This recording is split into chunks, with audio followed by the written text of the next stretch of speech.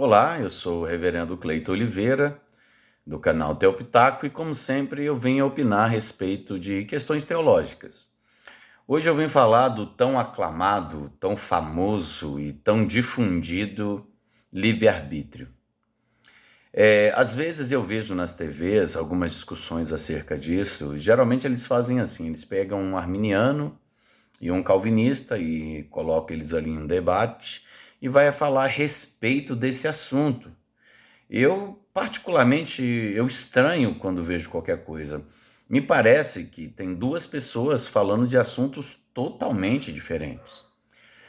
O livre-arbítrio não é só uma questão teológica, ele também é uma questão filosófica. Primeiramente, nós temos que entender o que significa essa palavra, essa tão afamada palavra, o tal do livre-arbítrio. Nós vamos começar pela própria palavra arbítrio. A palavra arbítrio, ela tem aí a sua raiz, né, o seu radical, na palavra arbitrário, ou seja, a capacidade de escolher contra. Então, filosoficamente, quando nós falamos de liberdade, a liberdade se trata exatamente disso. Aquilo que filosoficamente nós entendemos como liberdade é aquilo que nós conseguimos fazer que seja contrário àquilo que somos obrigados ou programados para fazer. Então, para você ser livre, literalmente livre, isso significa que você estaria numa condição de preso. Por exemplo, um preso, ele tem suas vontades dentro de uma penitenciária, ele tem as suas necessidades básicas supridas, ele tem comida, ele tem água e ele tem abrigo. Mas necessariamente ele não é livre. Ele não é livre porque ele pode pensar, ele pode pensar, ele pode planejar, ele pode planejar, ele pode até ali realizar crimes, fazer uso de drogas, a gente sabe como é que é, ligar para as pessoas, visita íntima, ele tem tudo ali na cadeia. Mas lhe resta uma coisa. Que coisa é essa? Romper com as cadeias. Então, nós temos aí um exemplo muito clássico. Então, por mais que ele possa fazer tudo aquilo que a sua natureza se propõe a fazer, mas tem um ponto em específico que ele não consegue, que é sair do cárcere. Então, ele tem as suas vontades atendidas, mas ele não tem o livre-arbítrio, porque ele não pode escolher por sair dessa cela. Então, pare e pensa a respeito desse exemplo que eu acabei de usar. As pessoas, elas dizem que são livres em suas escolhas e que elas conseguem fazer isso de forma livre, né? Na verdade, nós somos agentes livres, né? A gente chama isso de livre agência. Entre os reformados é muito comum essa palavra ser usada, um agente livre. Nós podemos decidir tudo o que quisermos decidir, mas para bem da verdade, nós só vamos decidir aquilo que nós já temos a tendência de decidir. Meu filho, ele ama chocolate. Não importa quantas vezes eu diga para ele que jiló é melhor nutricionalmente do que um chocolate. Eu falo para ele, não, jiló é bom, jiló é gostoso, jiló é isso, jiló é aquilo. Não importa o quanto eu diga a respeito disso. Ele vai considerar que jiló é sempre jiló. E ele vai sempre optar pelo chocolate. Então, todas as vezes que eu colocar entre o jiló e o chocolate, ele vai optar por chocolate. E você vê que não há liberdade nisso. Por quê? Porque o livre-arbítrio é arbitrar, ou seja, fazer contrário à sua própria natureza. Então vejamos, se nós pensarmos a respeito disso, nós só somos livres quando fazemos aquilo que é contrário à nossa natureza caída.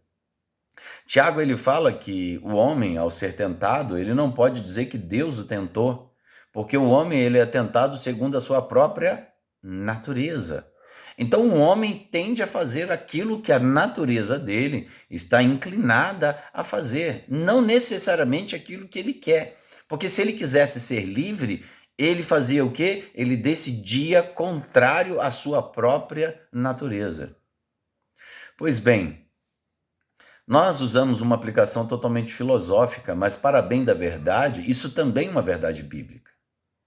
Porque toda verdade, como dizia João Calvino, é a verdade de Deus. Se há alguma verdade em qualquer afirmação, em qualquer setor, seja na ciência, na filosofia, na sociologia, se é verdade, e isso vem da boca de Deus.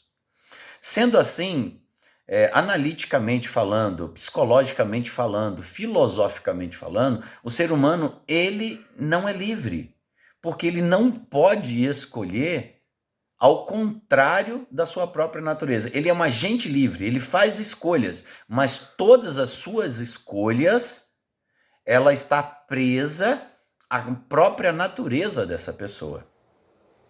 Então, no que é concernente à salvação, é impossível que o homem escolha Deus, por quê? Porque ele está caído em seus pecados, em delitos. Nós caímos em Adão. Nós, por natureza, nós não queremos Deus. E Efésios deixa muito claro que nós somos mortos em nossas ofensas e pecados. E se estamos mortos, dificilmente vamos optar pela vida, porque é da nossa natureza nos mantermos mortos.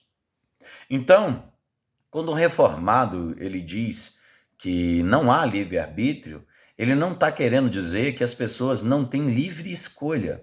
Isso significa que os dados são viciados, os números vão cair o mesmo, todas as vezes que é dito. Por quê?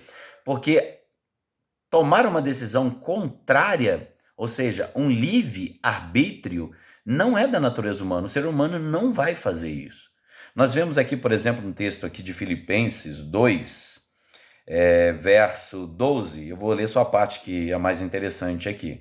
Desenvolvei a vossa salvação com temor e tremor. Você é a primeira, nossa, tá vendo aí? É nós que desenvolvemos isso. Mas você vai ver logo em seguida, porque Deus é quem efetua em nós tanto querer como realizar segundo a boa vontade. Ou seja, parece que ao mesmo tempo o Senhor, ele fala que nós somos aptos a desenvolver uma fé, mas o querer e o efetuar parte dele.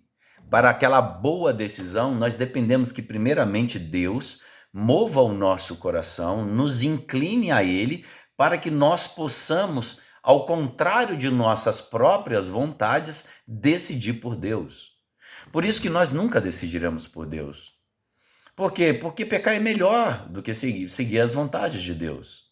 Então, quando nós vemos indivíduos que decidem por Deus, geralmente ele está numa situação bem complicada, ou geralmente a sua família está destruída, ou ele está com algum problema financeiro muito grande, ou às vezes mesmo um problema de saúde muito grande. Então ele vê esse meio, uma forma de lutar contra a arbitrariedade, ou seja, contra aquilo que é a sua própria natureza, porque ele pensa num bem maior. Então todos os seus prazeres agora são cortados até que ele consiga o seu prazer principal, que é o quê? Ou retornar a ter dinheiro, ou restituir a família, que por algum motivo ele acha que isso é importante. Mas logo quanto essa pessoa resolve o seu problema sentimental, ou ela resolva todo o seu problema financeiro, o que ela faz? Ela volta a cometer todas as atitudes que ela cometia anteriormente. Aí nós vimos uma pessoa que aparentemente caiu da fé, mas na verdade ela nunca buscou a fé. Porque Deus não efetuou nela, não realizou nela o querer e o efetuar. Na verdade, ela queria buscar na religião uma premissa para atender uma necessidade que é de segundo a sua própria natureza para realizações de coisas pessoais que ele acredita ser o melhor para ele. Isso não significa que nós não possamos escolher coisas boas, não é isso que nós dissemos também. Nenhum reformado vai dizer isso. Nós só dissemos que o pecado, ele afetou em tudo. Todos os nossos pensamentos, todos os nossos desejos, ele foi afetado pelo pecado. Não que nós vamos sempre tomar decisões ruins. Você pode ver por aí pessoas de religiões totalmente diversas que não temem a Deus, até ateus fazendo coisas boas. Nós não estamos dizendo isso. Nós estamos dizendo que o livre-arbítrio, ele não é livre. Nós somos livre-agentes, mas livre-arbítrio ele não existe, porque nós vamos sempre tender às nossas inclinações. Nós nunca vamos lutar contra ela, a não ser que o próprio Deus faça isso. Ou seja, ele vai até nós, é Deus que tem que efetuar em nós tanto querer quanto realizar, e esse realizar é segundo a vontade dele, da vontade de Deus. Então, você é um agente livre, mas livre-arbítrio Só Deus pode realizar esse livre-arbítrio através do Espírito Santo e através do chamado dele. Não nós podemos realizar isso. Ou seja, o livre-arbítrio ele é muito falado, mas ele é muito mal compreendido. Está aí o Theo Pitaco, mais uma vez com essa proposta, curta, compartilha, se inscreva no canal para que esse canal tenha mais notoriedade e nós possamos falar melhor a respeito disso. Um abraço e até a próxima.